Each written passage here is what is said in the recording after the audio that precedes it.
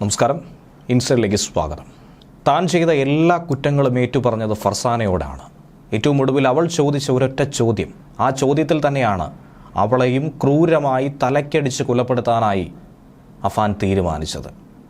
ഈ 65 ലക്ഷം രൂപയുടെ കടം അതുണ്ടാക്കി വെച്ചത് അഫാനല്ല, മറിച്ച് മറ്റൊരാളാണെന്നുള്ള സൂചന കൂടിയാണ് ഇപ്പോൾ പോലീസിന് ലഭിക്കുന്നത്.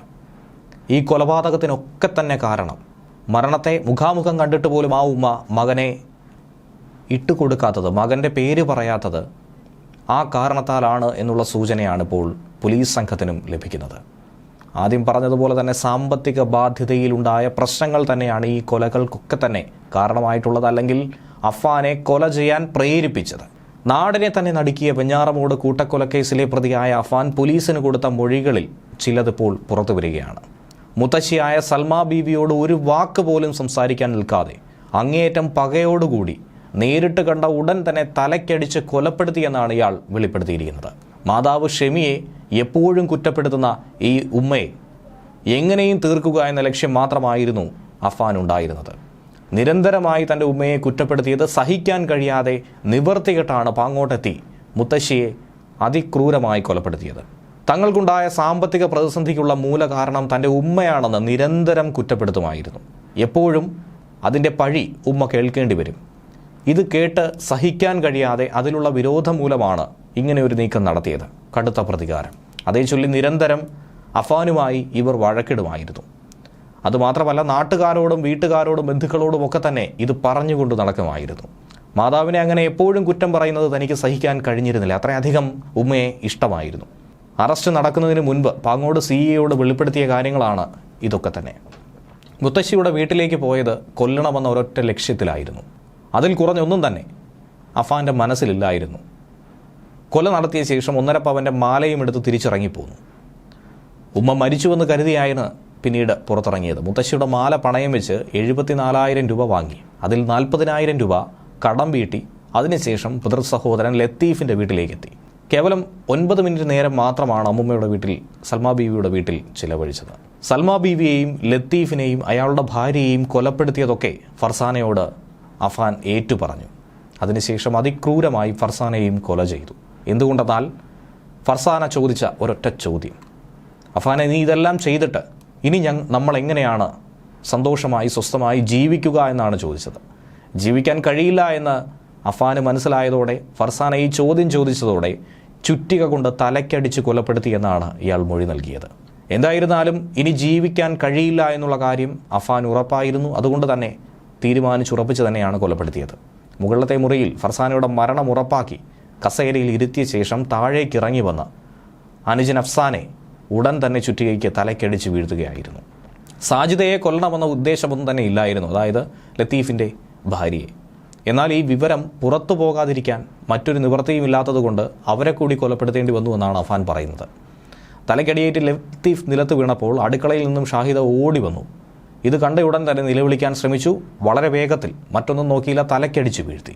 വെഞ്ഞാറമൂട് കൂട്ടക്കൊലപാതകത്തിന് പിന്നിലെ കാരണം വലിയ സാമ്പത്തിക ബാധ്യത തന്നെയാണെന്ന് ഏകദേശം പോലീസിനും ഉറപ്പായിട്ടുണ്ട്. പോലീസ് അന്വേഷണത്തിൽ ഇക്കാര്യം വെളിവാകുന്നുണ്ട്.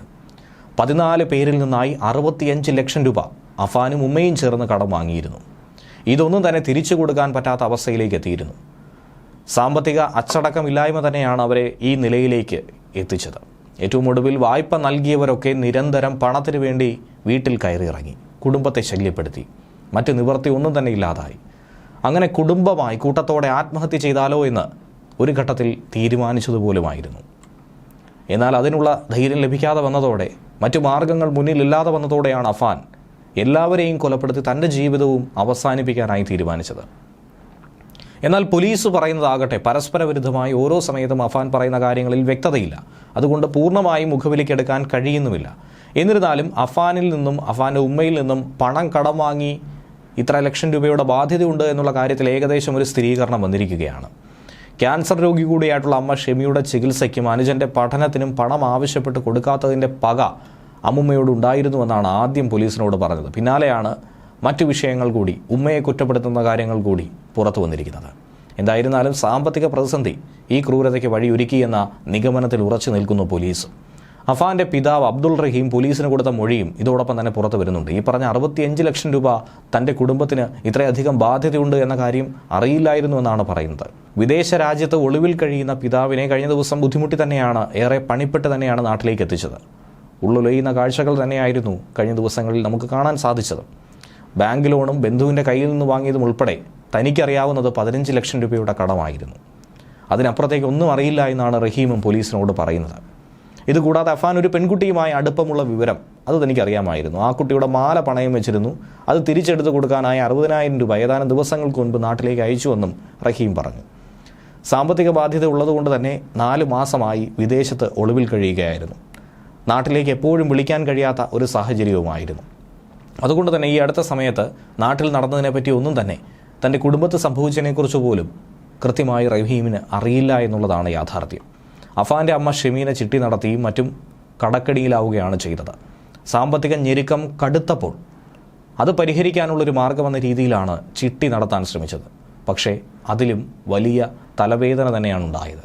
കൊല്ലപ്പെട്ട ലത്തീഫിൻ്റെ ഭാര്യ ഷാഹിദയ്ക്ക് ചിട്ടി കിട്ടിയിരുന്നു. പക്ഷേ അതിനുള്ള പണം പോലും അവരെ കൊടുക്കാനില്ലായിരുന്നു. അതുമായി ബന്ധപ്പെട്ട് ലത്തീഫും അഫാനും തമ്മിൽ ഇടയ്ക്ക് തർക്കം വരെ ഉണ്ടായിരുന്നു. അഫാൻ മോശമായി സംസാരിച്ചുവെന്ന് ലത്തീഫ് അടുത്ത ബന്ധുക്കളോടടക്കം പറഞ്ഞു നടന്നിരുന്നു. ഇതൊക്കെ തന്നെ അഫാനെ സംബന്ധിച്ച് തൻ്റെ ആത്മാഭിമാനത്തിനേറ്റ ഏറ്റവും വലിയ കളങ്കമായി തന്നെ ആയിരിക്കണം നോക്കിക്കണ്ടത്.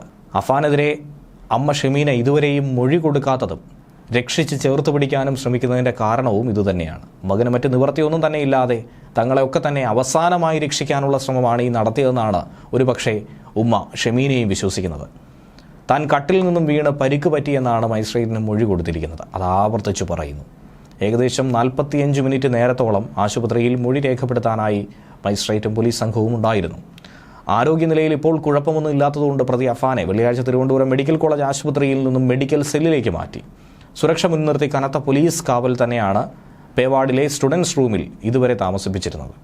കോടതി റിമാൻഡിലുള്ള അഫാനെ കസ്റ്റഡിയിൽ വിട്ടുകിട്ടാൻ അടുത്ത ദിവസം പോലീസ് അപേക്ഷയും കൊടുക്കും. നിലവിൽ അമ്മുമ്മയുടെ കൊലപാതകവുമായി ബന്ധപ്പെട്ട് പാങ്ങോട് പോലീസ് എടുത്ത കേസിലാണ് ഇപ്പോൾ അറസ്റ്റ് രേഖപ്പെടുത്തിയിരിക്കുന്നത്. ബാക്കി കേസുകൾ ഇപ്പോൾ വെഞ്ഞാറമൂട് പോലീസ് സ്റ്റേഷനിലാണ്. ഈ കേസുകളിലെ അറസ്റ്റും വരും ദിവസങ്ങളിൽ രേഖപ്പെടുത്തുമെന്ന് തന്നെയാണ് മനസ്സിലാക്കേണ്ടത്. അഫാനെ കസ്റ്റഡിയിൽ വാങ്ങി ചോദ്യം ചെയ്താൽ മാത്രമേ ഇനിയും കൂടുതൽ വിശദമായ വ്യക്തത ലഭിക്കൂ എന്നാണ് മനസ്സിലാക്കേണ്ടത്. പ്രതി ആശുപത്രിയിൽ വെച്ച് പറഞ്ഞ കാര്യങ്ങൾ പ്രാഥമിക മൊഴിയായി മാത്രമാണ് ഇപ്പോൾ പോലീസ് പരിഗണിക്കുന്നത്. അതിനപ്പുറത്തേക്ക് മറ്റൊരു കാര്യവും പോലീസ് കണക്കിലെടുക്കുന്നില്ല, മുഖവിലേക്ക് എടുക്കുന്നില്ല എന്ന് വേണം മനസ്സിലാക്കാൻ. News desk Vellivartha insight.